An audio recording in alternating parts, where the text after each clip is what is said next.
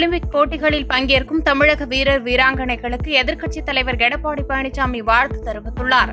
இது தொடர்பாக அவர் வெளியிட்டுள்ள எக்ஸ் தள பதிவில், பிரான்ஸ் நாட்டின் பாரிஸ் நகரில் துவங்கியுள்ள ஒலிம்பிக் போட்டிகளில் பங்கேற்கும் இந்திய வீரர் வீராங்கனைகள், குறிப்பாக தமிழ்நாட்டைச் சேர்ந்த ராஜேஷ் ரமேஷ், ஸ்ரீராம் பாலாஜி, சந்தோஷ்குமார், சுபா வெங்கடேசன், வித்யா ராம்ராஜ், பிரவீன் சித்திரவேல், விஷ்ணு சரவணன், நேத்ரா குமணன், பிருத்விராஜ் தொண்டைமான், இளவேனில் வாளறிவன், சரத்கமல் உள்ளிட்ட அனைவருக்கும் தனது வாழ்த்துக்களை தெரிவித்துக் கொண்டதாக தெரிவித்துள்ளார்.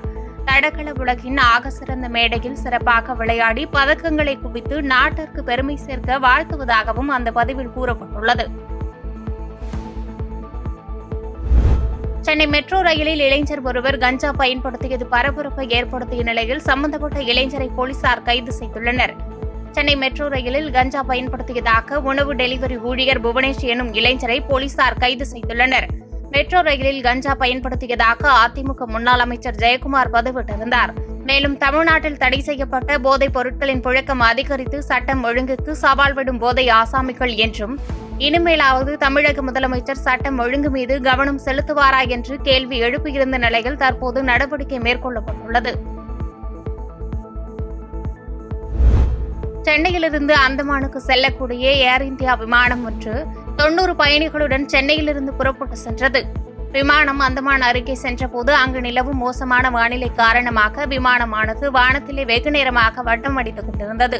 இந்நிலையில் காற்றின் வேகம் அதிகரிக்கவே விமானம் தரையிறங்க முடியாததால் 90 விமான பயணிகளுடன் விமானம் மீண்டும் சென்னை விமான நிலையத்திற்கு திருப்பி அனுப்பப்பட்டது. இதைத் தொடர்ந்து 90 பயணிகளும் சென்னை விமான நிலையத்தில் தங்க வைக்கப்பட்டுள்ளனர். காவிரி பாசன மாவட்டங்களில் மிக அதிக பரப்பளவில் சம்பா சாகுபடி செய்ய அரசு ஏற்பாடு செய்து தர வேண்டும் என்று பாட்டாளி மக்கள் கட்சித் தலைவர் அன்புமணி ராமதாஸ் வலியுறுத்தியுள்ளார்.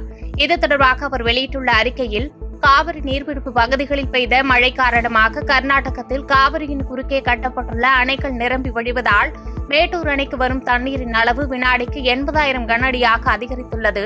அணையின் நீர்மட்டம் 100 அடியை தாண்டிவிட்ட நிலையில் அடுத்த சில நாட்களில் அணை நிரம்பும் என்று எதிர்பார்க்கப்படுகிறது. இந்த நிலையில் வெள்ள ஆபத்தை தடுக்கும் வகையிலும் காவிரி பாசன மாவட்டங்களில் சம்பா சாகுபடிக்கான முன்னேற்பாடுகளை தொடங்கும் வகையிலும் அணை நிரம்பும் வகையில் காத்திருக்காமல் உடனடியாக தண்ணீர் திறக்க தமிழக அரசு முன்வர வேண்டும் என்று வலியுறுத்தியுள்ளார்.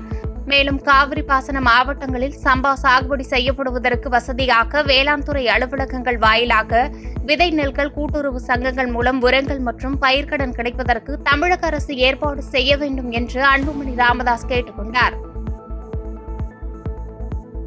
பாதகம் செய்பவரை கண்டால் நாம் பயங்கொள்ளலாகாது பாப்பா, மோதி மிதித்து விடு பாப்பா, அவர் முகத்தில் உமிழ்ந்து விடு பாப்பா. அண்மை செய்திகளை உடனுக்குடன் தெரிந்து கொள்ள இணைந்திருங்கள் இயம்நாடு.